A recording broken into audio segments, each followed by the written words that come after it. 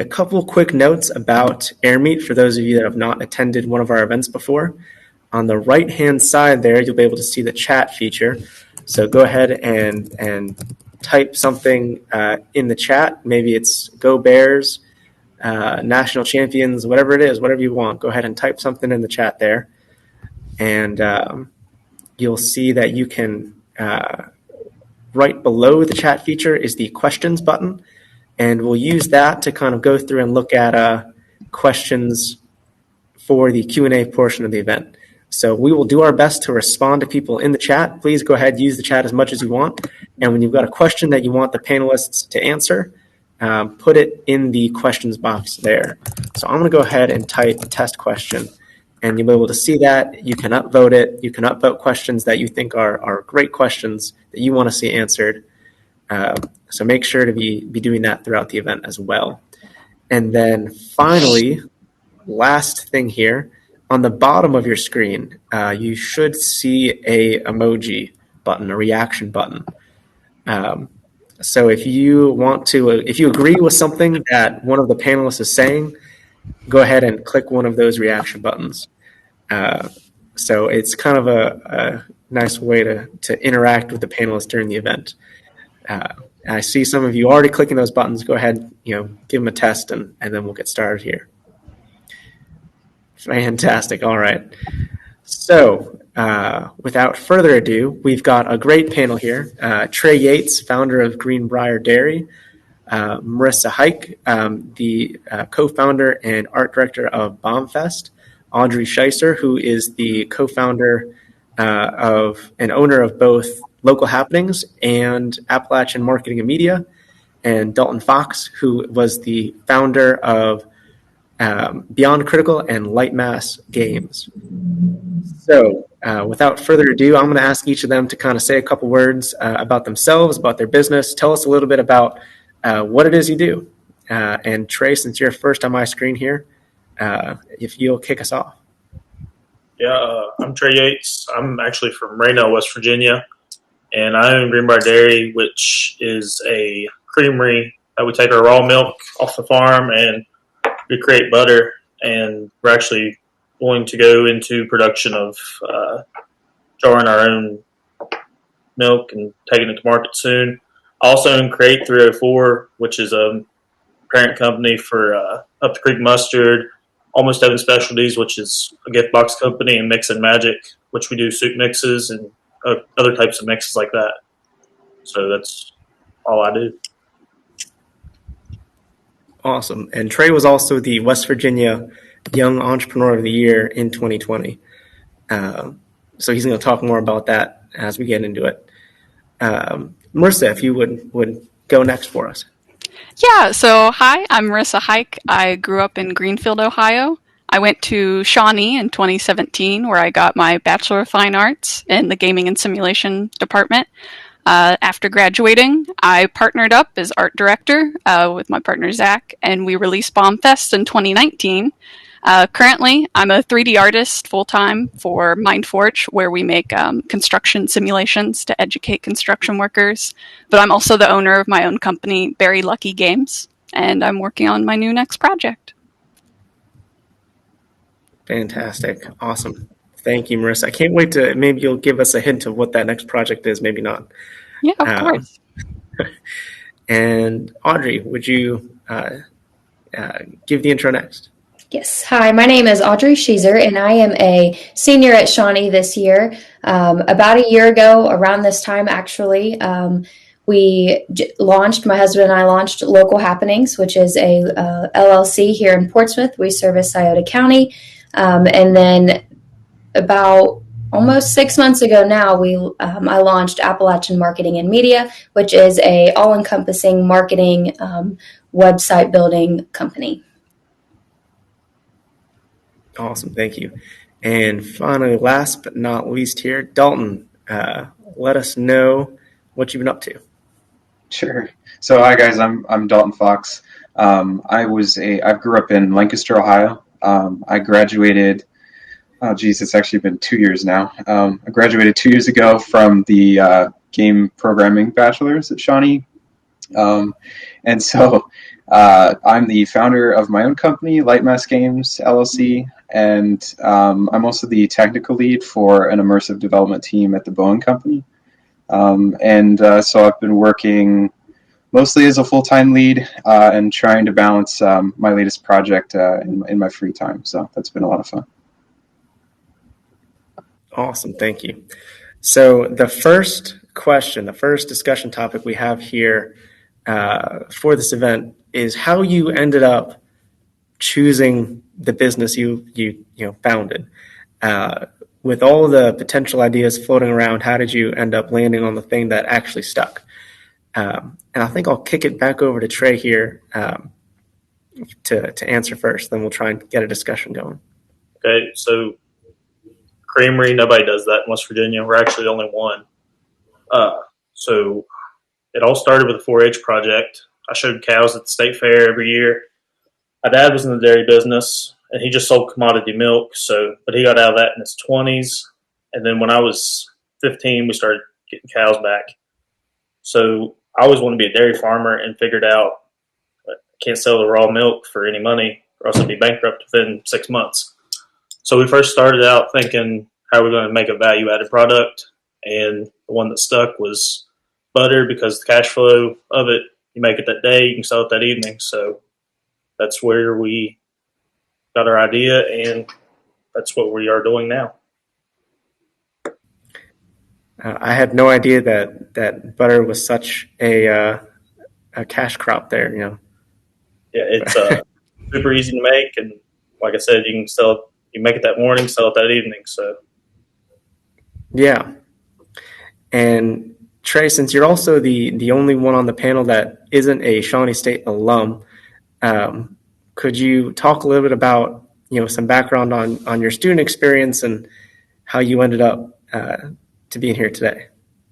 Yeah, I went to West Virginia University for 2 years, and turned out I was doing a lot of the same stuff that I already done in high school, which was make a business plan.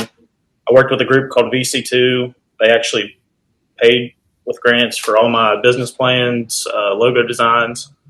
And I did all that in high school. So once I got to college, they were teaching me how to write a business plan.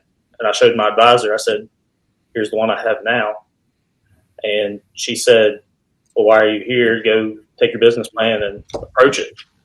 So I did that. And in 2021, we have product out on the market. Awesome. Thank you. Exactly the story I remember you telling me. All right. So Marissa, could you give some background on how you came to Bombfest and how you met your co-founder there and everything in between? Yeah, so I met Zach back in 2017, I believe, and I met him at the GDEX. At the time, I believe it was called the Ohio Game Developers Expo, and he was showcasing an early demo of Bombfest. I was volunteering there. We met, we hung out, we both found that we were both really passionate about making games and being independent developers. So after a couple early contracts, I hopped on as a partner and art director of the project, and it was great. It was a very great learning experience in terms of making our first project and what it means as a independent developer in terms of networking, going to conferences, a lot of new skills such as marketing, figuring out contracts and whatnot. But yeah, we ended up releasing in 2019. We were very thankful to be able to release on all consoles. Since then, we just kind of decided to get into our own projects. So I ended up separating and going to start Very Lucky Games LLC and starting on some new games.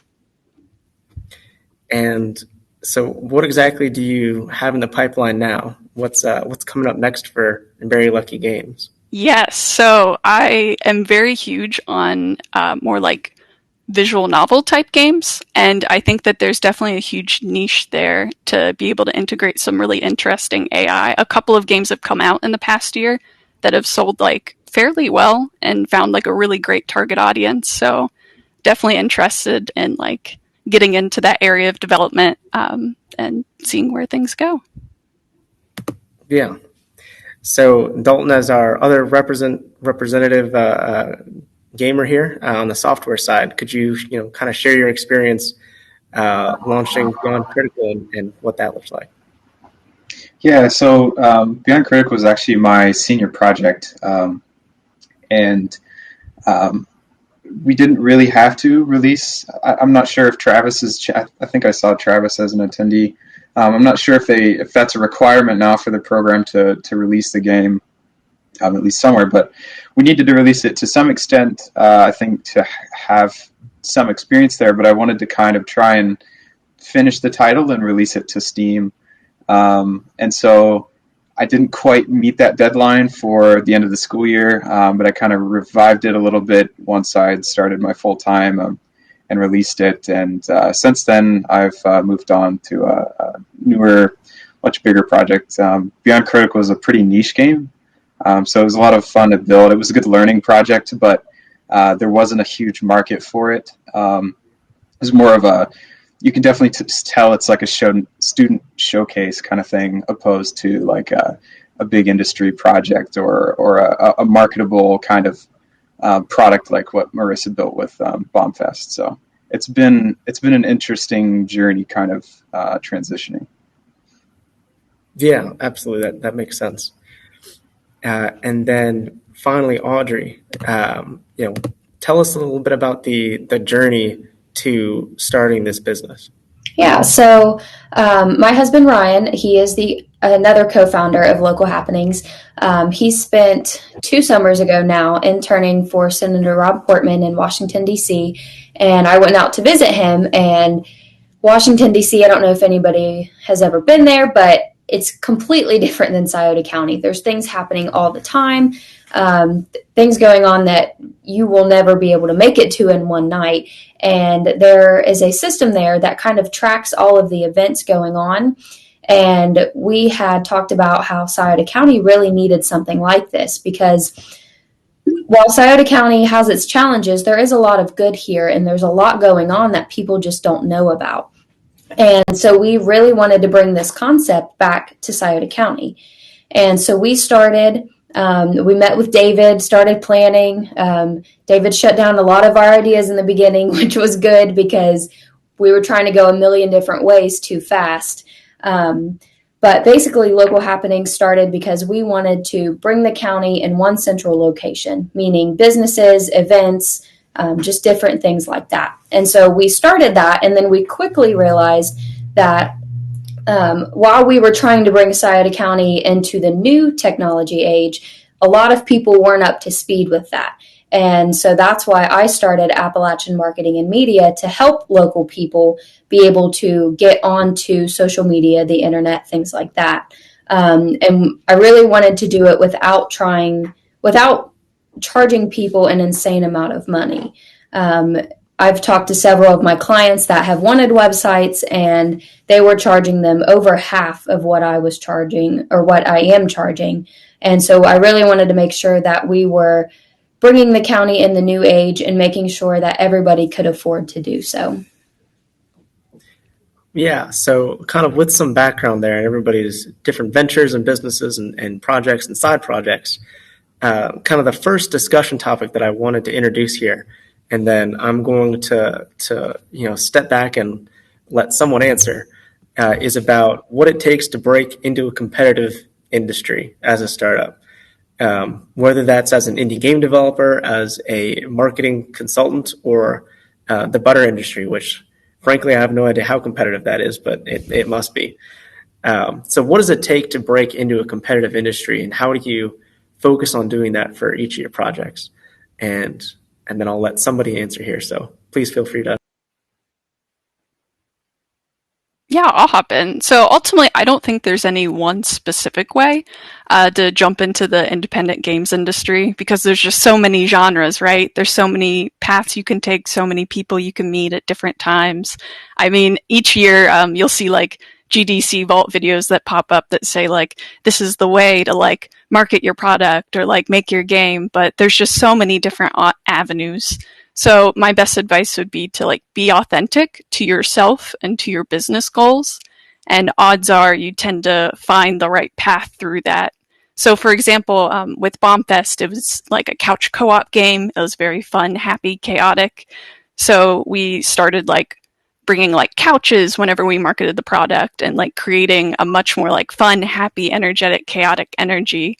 And that kind of brought those people in and put us all on the same page. So yeah, just like finding that brand, that audience. With my new project, a lot of it's about like, okay, visual novels exist and they're really fun and have really heavy stories, but what if we create a really engaging game loop on top of that? So that way it's really fun to just keep playing and interacting with. I can also hop in, David, if that's okay. I would just say everything Marissa said, I agree with. You need to make sure that you really know what your brand is doing, because you want to help everybody with what you're doing, but you have to really focus in and narrow down what you're going to do. And then from there, you just have to basically talk to everybody you know, everybody who's already gotten services that are kind of like yours. Just really research your competitors and figure out, okay, this is what they're doing. This is what they're really good at. Here's where I can improve on. And maybe I can do what they're really good at, but I can do it a little bit differently that might either save people money, might offer them more, different things like that. So just kind of figuring out who your competition is and how you can be better and different than they can. Yeah, I agree with Audrey. She really got onto the big what you're doing. So you pick your do, and like for us, it was saving the dairy industry in West Virginia and growing it. So you don't have to be a dairy farmer to do that. We're a creamery. So it doesn't matter what you become into that, but pick your do and then figure out the best plan to get that done. Yeah, I guess just to kind of bounce some of that back, once you kind of know what you're doing, you've got a plan, you're working on something, it's definitely, you've got to be careful to balance between, especially in games, developing that product, but then also building your audience and managing that following and marketing. Because if you go too heavily on marketing, you get this big following, you could end up with a very minimal product that ends up not going so well, and you've got this huge audience that's disappointed in it. Or you could go the other way and you could develop in the shadows for years and have no one to show it off to, and then be disappointed in the fact that you don't have an audience for it. So it's definitely a balancing act, I think, when you're breaking into something as competitive as gaming, is making sure that you've got an audience, that you're showing things. Don't be afraid or think that people are going to steal all your ideas if you share them. Don't be afraid to share things as you're building them. So did any of you pivot as a result of competition and realizing that there was a different way to approach your business? I can jump in on that. So when I released Beyond Critical, it was a huge financial failure.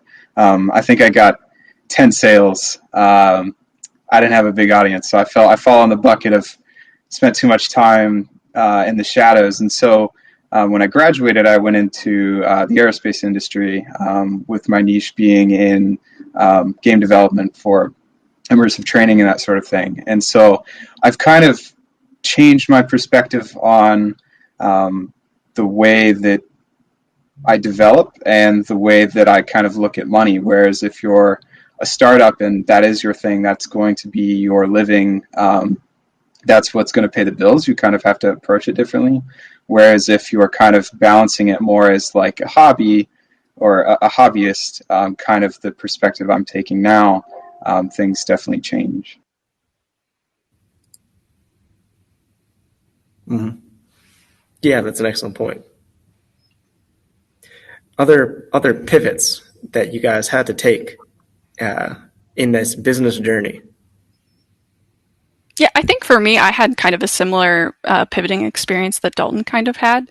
When there was actually at a conference, I was showcasing Bombfest, and I came across an independent developer, and they were just describing. I was talking to them; they had been in the business for a while, getting advice from them, and he was telling me that like his ultimate like plan that he's found works best for him through all of his years of experience would be having a safety net of like a full-time job, but still having that sort of like income coming in to pay for his bills, but also to help supplement to be able to create the kind of projects that he's really passionate about. And I really took that to heart. So I'd say from pivoting from Bombfest to my new project, it's been a huge stress reliever in general, just because the entertainment industry is so competitive.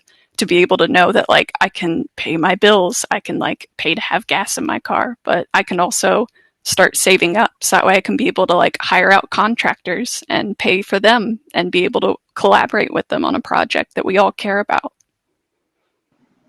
Building everything yourself versus investing a little bit of money to have someone else build it for you, like a contractor, is definitely a must for a small team. Don't try to do everything yourself. So find ways as you can to kind of, I don't know, it just depends on the industry you're going into for your full-time job. Not everyone can, dump $1,000 on some software. But there are definitely ways to find work and value out of your own investment, opposed to just constantly investing your own time, which you can't. Yeah, figuring out when it's, when you're doing something yourself versus either delegating or contracting out, et cetera. And so maybe that's a good example. Trey, did you always intend to not do the dairy farming, for example, and just stick to butter? Or did you have to pivot and say, well, you know what, this is an easier option?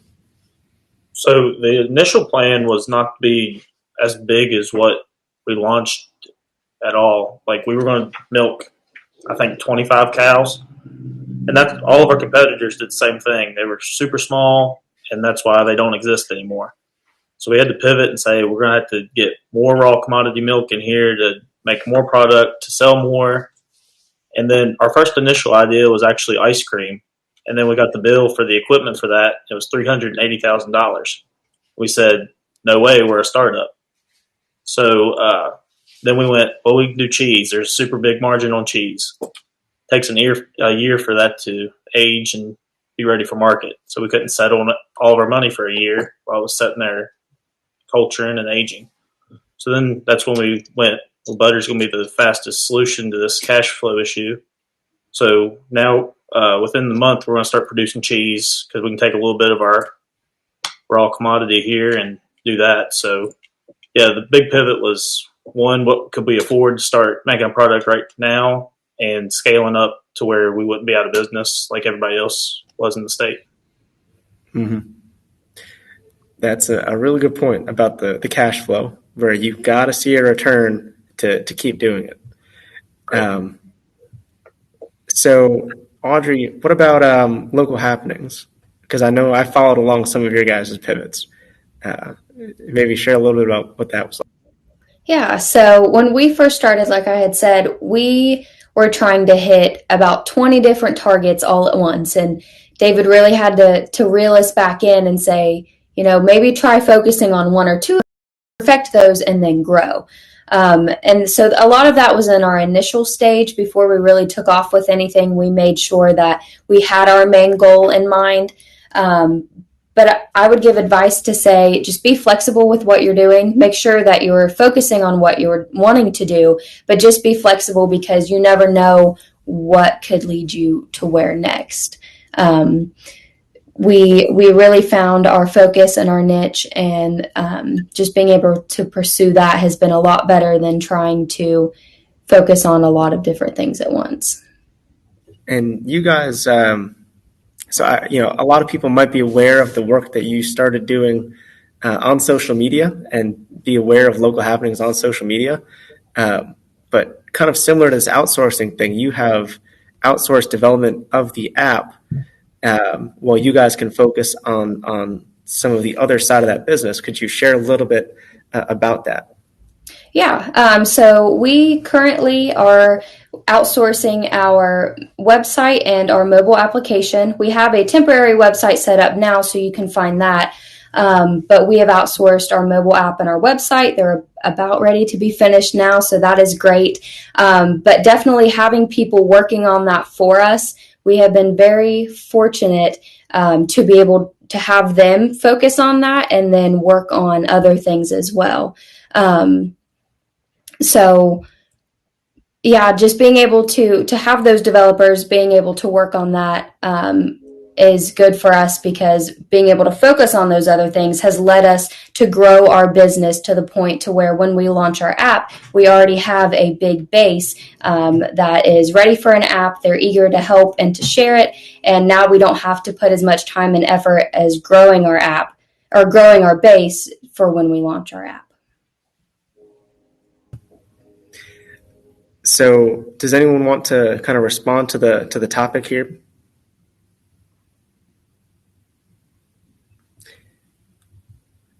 And, maybe following up, asking about the vision of where you're going.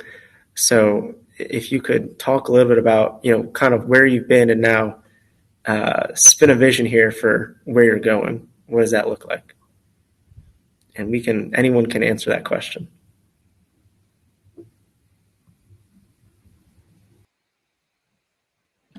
I can go. So where we were when we started was just kind of with our goal of putting everything in Scioto County in one location. So we started off with just a bunch of different things, and we've been able to compile them in one location, easy access for all people. And then with the marketing company, my goal is to be able to help everybody get online, get in that new technology age. That way, nobody is left behind and everybody is growing with everybody else. And so I just want to continue working in that, progressing in that, and I hope to be able to be a big help to those who may not understand what they're doing with technology.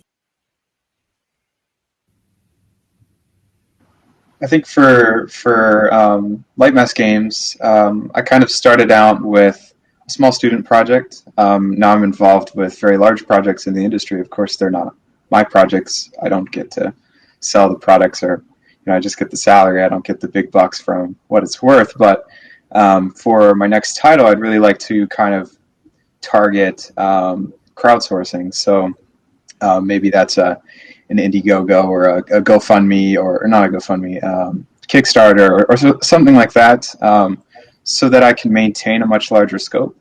But at the end of the day, my day job pays the bills, and so I want to do it right with my project. It's not a quick get rich quick scheme sort of thing. It's more of how can I build what I actually want to build in what I'm most passionate about, but achieve the financials necessary to deliver on that. Mm-hmm. Yeah, so sorry. Yeah, go ahead, Marissa. I was going to say, for Very Lucky Games, definitely starting off, it's going to be building up a community while at the same time, like, ironing out the demo for a proof of concept of the game. After that, as years pass and more of the game becomes developed, ideally, I would love to find moderate success with a niche audience for the project, just earning enough to be able to keep making more games. I find that it's usually few and far between for the developers who tend to make like the massive millions of dollars. That's just the reality of independent making. But I think that there's always an audience out there. I mean, look at games like Among Us, which completely like blew out of the water. While few and far between, it's still like good to shoot for success and seeing where that goes and keeping at it for years of development even and seeing where that takes you. Mm-hmm.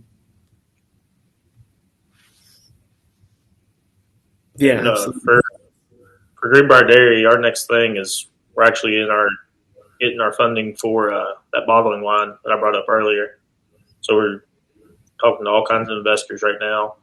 Then for Up the Creek Mustard, just expansion, not expand the products, but actually just ground, trying to expand into some more Kroger's, food lines, stuff like that. Mm-hmm. Yeah, I remember you told me about a couple of the other product lines you were working on there. And, it sounds like that's important for growing Greenbrier Dairy and associated products is making sure you do expand there. So we're going to shift a little bit here from talking about the ventures themselves to talking about your individual student experiences and how that shaped the ventures that you all have gone on. And Trey, you kind of already talked a little bit about this, but yeah, in context of already having this experience to prepare you to launch your own business. But, what was the most important factor looking back that made a difference in kind of choosing to go on and launch your own thing, whether that was a class, a project, a relationship with a particular faculty member, an extracurricular, or a networking opportunity? What was it that looking back you can really see nudged you in the direction of, you know what, I wasn't sure I was going to do this, but now I'm jumping all in, or at the very least taking the first step. What was that like? Yeah, so in college, like I said, we were doing all the same stuff that I'd done previously. But the people I met in college, I still talk to, and most of them are in the agriculture sector of things. So it's still nice I can reach out to those people. And then just the fundamental classes I took, like I took marketing, economics was a really good class to take. So just getting a base and then working on that. But my marketing teacher was also my advisor.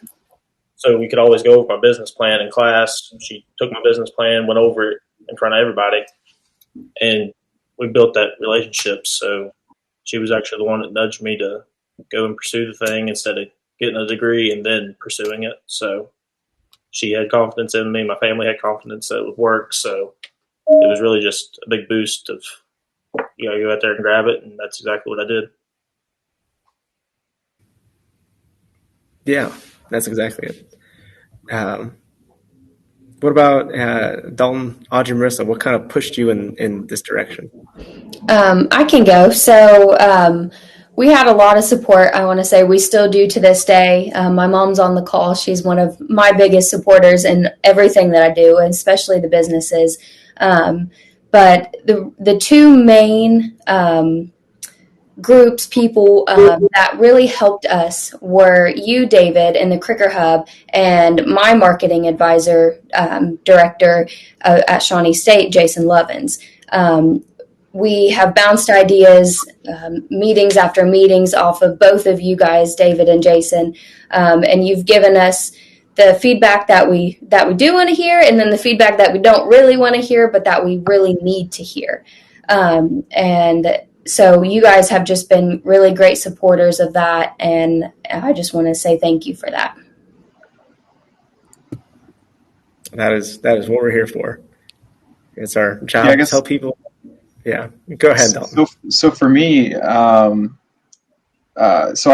Jason Witherall and Travis and Jim, they were all great professors and taught me a lot, very supportive. But for me, I had some people on the call might know I had an internship with Paul Yost. And Paul Yost as a professor too. And just so, I guess my biggest thing to tell someone would be to find a mentor. Someone, you don't even necessarily need to work for them or, even have any personal relationship with them. But it's really important to have someone that's kind of maybe in the same area or a similar background or just anything that you can find similarities to, and then compare, and look at what they've done in their lifetime and where they are, what their business is like, and just use that as a model example.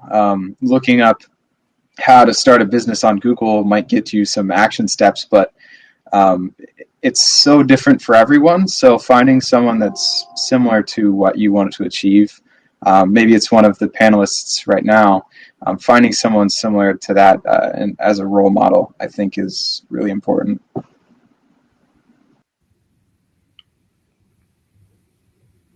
Yeah, I know with my journey in SSU, little tiny Marissa jumped in freshman year, and I remember having a discussion with one of the programming professors at the time. He's no longer here now, but his name was Andrew Holbrook.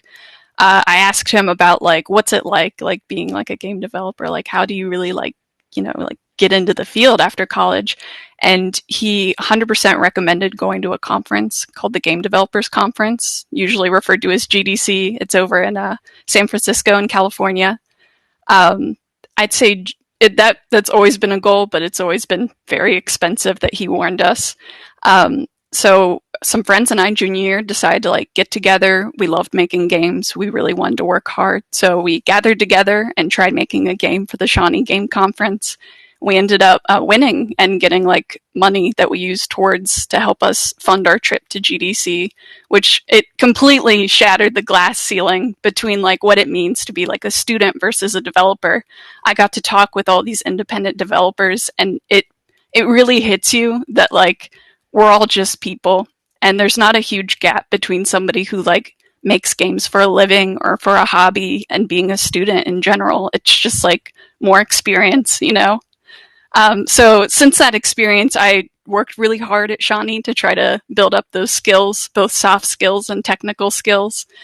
Some things that really helped me out was working jobs on campus. I worked at the Shawnee's library, which taught me a lot about like organization and like listing out things and activities, which really helps out a lot in terms of like management. But I also did jobs such as like an orientation leader, which taught me about communication, collaboration, working with large groups, but also quickly pivoting at a moment's notice because you never know what's going to happen during an orientation. So yeah, there's been a lot of really good experiences, a lot of learning opportunities. Awesome. Okay, thank you. And great to have the shout outs as well. Hopefully they all see those shout outs. So what we're going to do now is we're going to kind of transition to the Q&A portion of the event from the audience. One of the really neat aspects of AirMeet is that we can bring people up on stage to ask a question. So what we're going to do is we can look here and see some of the upvoted questions, and Derek is going to send you an invite to kind of join us up on stage here and ask your question, get a chance to kind of talk a little bit with the panel. If it's a question for someone in particular, that's absolutely fine. But if for example you've got a two-part question, we can make that work as well because you'll be up here talking. So Derek, go ahead and send someone up. If somebody has a question, go ahead and click that raised hand button. Taylor Joe, that you had clicked earlier in the event by accident, and we'll bring you up on stage here. And if I don't see someone pop up here in a minute, I'm going to go ahead and just ask one of the questions I see here. So one question here is, what made you all want to take the initial risk? And knowing that it was a risk, how did you kind of justify that and say it was worth it? And whoever wants to jump in there. Yeah, I'd say for me, it's the joy of personal creative freedom. I think that games and interactive games in general, it provides a really unique experience that goes beyond like movies or reading a book. You actually get to like physically like exist within a space even. And I knew there would be a lot of work going into it, but I just love the idea of being able to collaborate with others and to create just something really truly unique that can really emotionally resonate with people. I know I've played games that have like helped me out through like emotional hard times or helped me learn something new about the world or myself. So I think that I'd love to be able to do that for other people.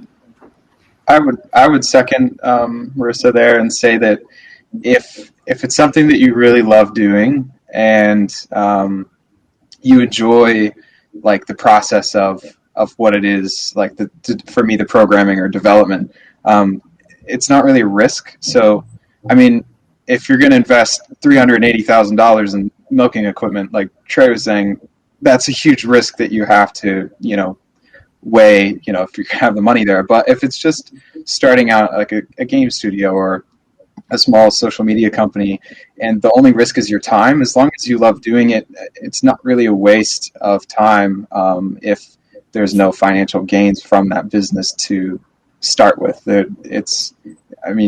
enjoyed the moments in the process, and so for me, it's not really, there is no risk involved.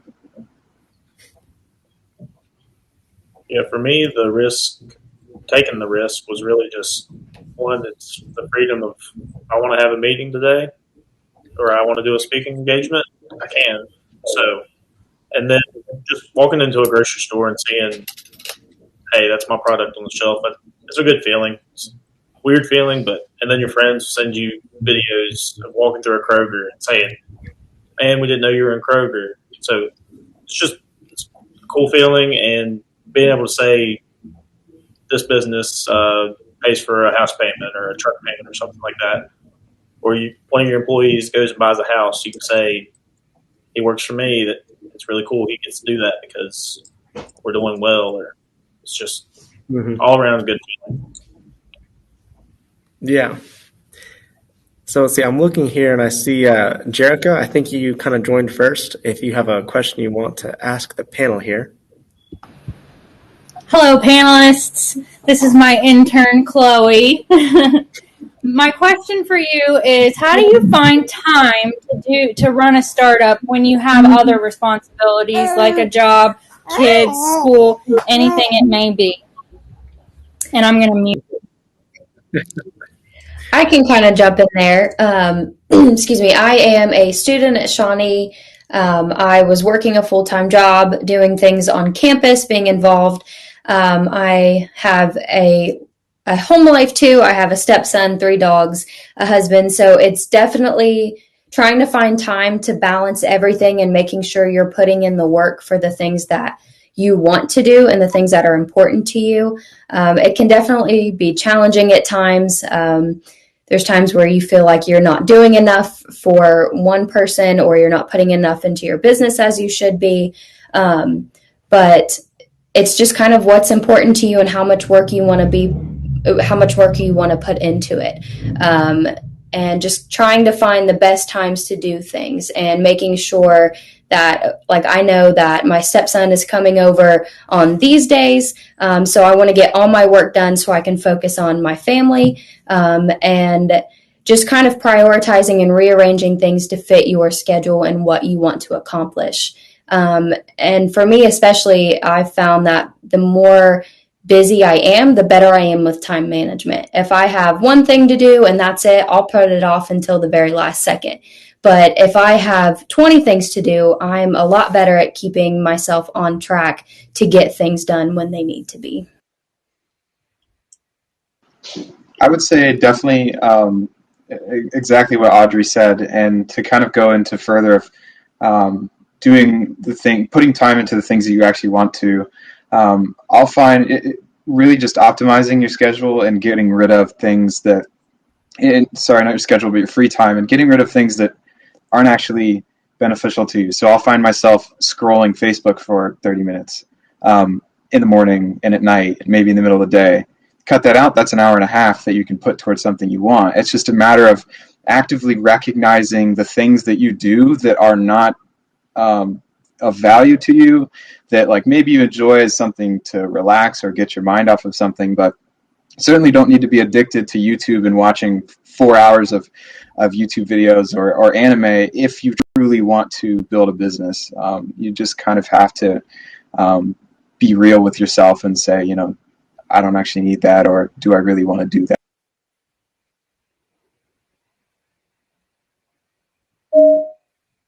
Yeah, I'd say for me, a bullet journal completely changed my life for the better. Just being able to get thoughts out of my brain and being like, this is what I have to do on this day. This is goals that I would like to do. And, just on top of the personal things that you have to get done as well. But making sure that you have the have to get done versus it would be nice if I got this done, but if I have to push it to tomorrow, that's okay. Making sure that you get the right tasks done at the right time. And if you don't have time to get the tasks done, making sure that you can hire somebody out, if possible, to help you get those tasks done when you need them done.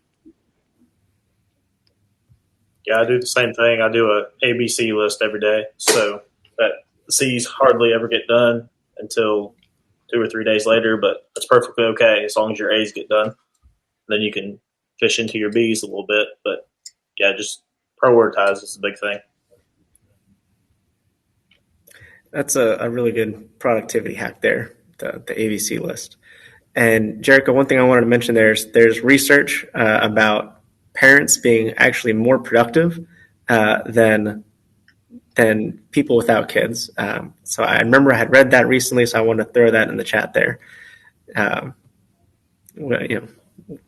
Yeah. I think I can bolster any other that too comments from the panel then? I would say I could probably take a guess why parents are more productive because they're already constantly doing things. And so if you've got that inertia, that kind of snowball effect where you have to do this, or you've got all these responsibilities that you're working on, parents are constantly working on things. I think if you're not a parent, and maybe you're just a student and you don't necessarily have like a full-time job to kind of keep you moving, just like find something small to start with, and then try to like keep that snowball effect going. Like just keep working constantly at things. And if you're not constantly working at things, you're going to get lazy. You're going to want to just binge Netflix for a whole week. Like it happens too. Like don't get upset if it happens. You're human. But yeah, you keep that.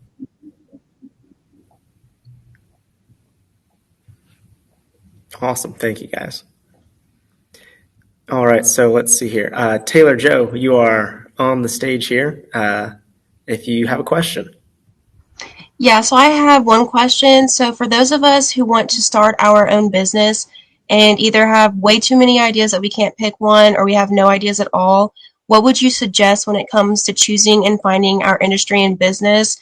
Because I know when I was in high school and everything, I had too many ideas that I couldn't pick one. But now it's like my creativity has kind of just dropped and I have no idea what to do for a business. I just kind of wanted your advice and stuff on that.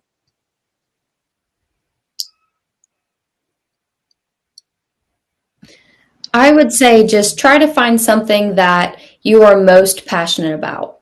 Find something that really has meaning for you, because in those times where you don't know what you're doing, times you have a lot of doubt, a lot of questions, it is that purpose that drives you to continue on what you're doing. And it kind of is your fail-safe of, okay, if I do this, I'm letting myself down, I'm letting my cause down of why I'm doing this. So just finding something that you're really passionate about and that you really care about will kind of help you to keep motivated and keep going.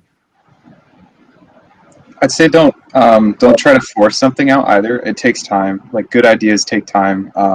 My current project that I'm really excited about, I've spent the last 3 years scheduling time for myself to sit in a room with no distractions and force myself to think through certain ideas and thoughts about it. But it takes time to come up with an idea.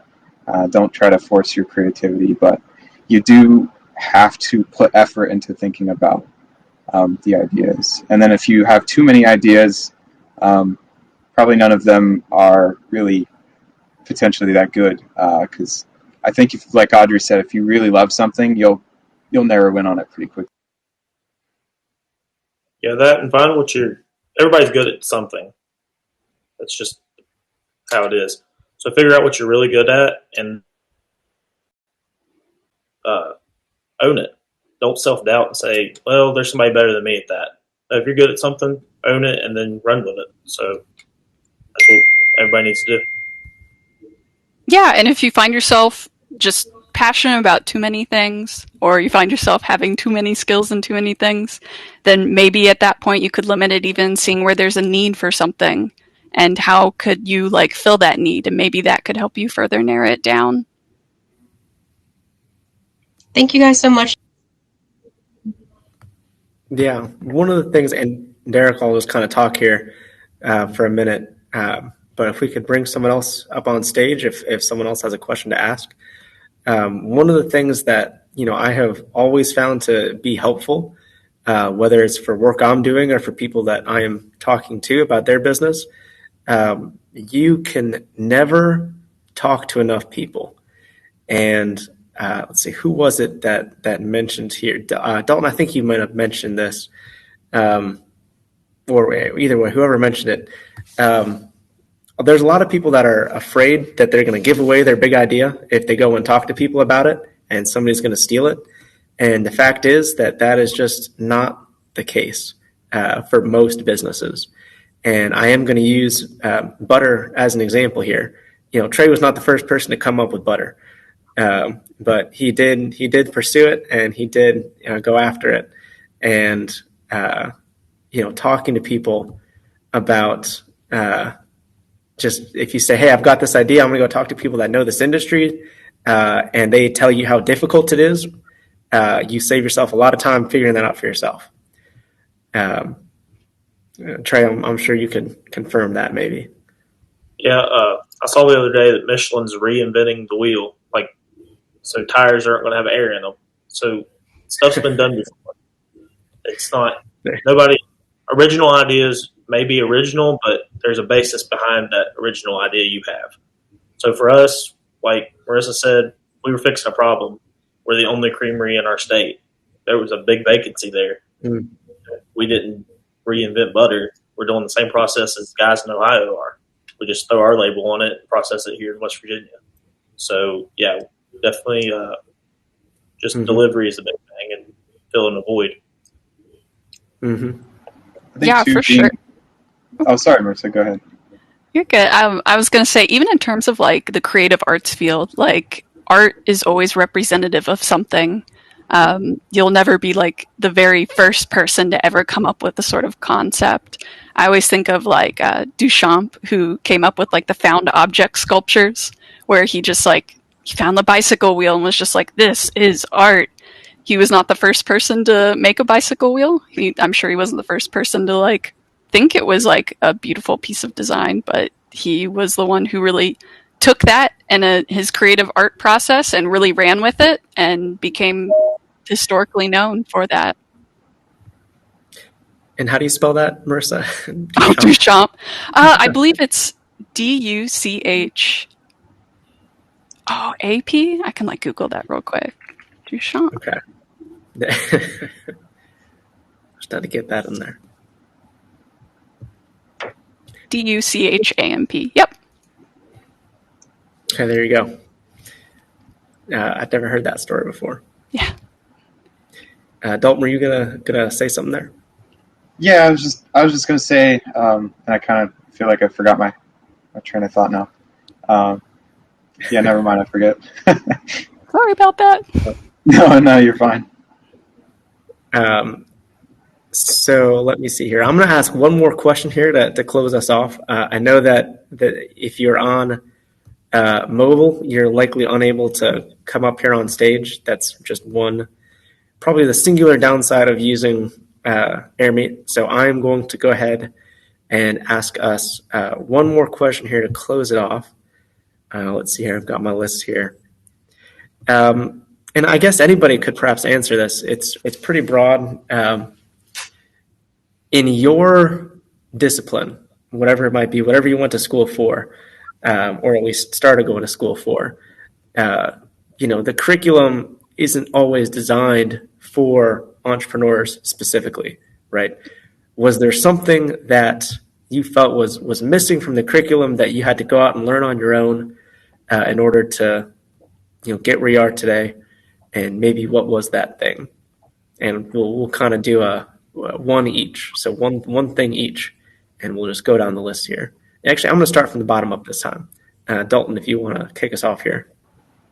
Sure, yeah. So my grades were horrible at Shawnee. If you ask any of the professors, I never really got my assignments in on time. But I was fixated on certain things that I really enjoyed in the program and went above and beyond in terms of that. And so I think one thing that I wish that the program kind of had was maybe, and I don't even know if it's possible to implement this in the way that college works, but more flexibility, I guess, on the way that assignments do, because you kind of have to force yourself to overcome the technical hurdles to learn things. But when you're an entrepreneur, you really do actually kind of, like Marissa said, find your niche, or like Trey, like very niche things that were what fit for you. And so I'm not saying tank your grades so that you can be an entrepreneur and follow specific things you like about your assignments, but don't be afraid to kind of take a little risk there and really focus in on things that you like and want to learn that are useful for you as a young entrepreneur. Awesome. All right. Audrey, up next. Hi. So I would just say one thing that kind of lacks, and I think it's probably all over, is experience, and gaining that type of experience to be able to run your business, to do whatever you want to do. There's just a lot of things that life will teach you that school can never prepare you for. And I think I had a pretty good view of that. I really don't know what I'm doing from my husband, Ryan, because he actually went back to college. He got out of high school, joined the military. So he had a lot more life experience that I was totally clueless about. And from my time with the businesses, and I've had a couple internships, I have gained a lot of experience that I feel has really set me apart from maybe my other peers. And so that's one thing I wish that college students had more access to, was that real life experience, learning the do's and don'ts that school can't teach you. That real life experience. Yes, absolutely. Yeah, I'd say. Oh, sorry. Just hopped in there. Yeah. I'd say something specific for me would be contracts, and the whole like mind-boggling concept that was so hard for me as a student to understand. It's like you're allowed to negotiate things and contracts on the receiving end, on the giving end, and that it's business really is just like a give and take where people are on like equal footing and you're just trying to figure things out. It's something that I kind of had to stumble through a lot of. I know even for like BombFest, both of us were just kind of figuring out like how exactly do we like iron out these sorts of like contracts. And of course, like hiring out a lawyer and being able to talk with them was incredibly helpful on that journey. But just making sure to take the time to understand that. I still have to learn more new things about contracts through freelance work, through other kinds of work. They're all new. They're all different in their own ways. So just making sure you take time to like really get a good understanding of that, I think is important. Mm-hmm. That is an excellent point. That is very specific and very important. You can't get by without that. All right. So last but not least, Trey, one specific thing that you felt, and I guess whatever context you want to talk about for that.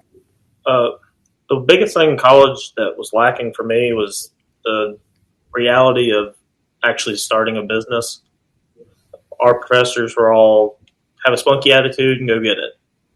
But I was 20 when I first started, so walking into a bank with a spunky attitude and them looking at my credit score and saying, "You want $200,000?" There's no way.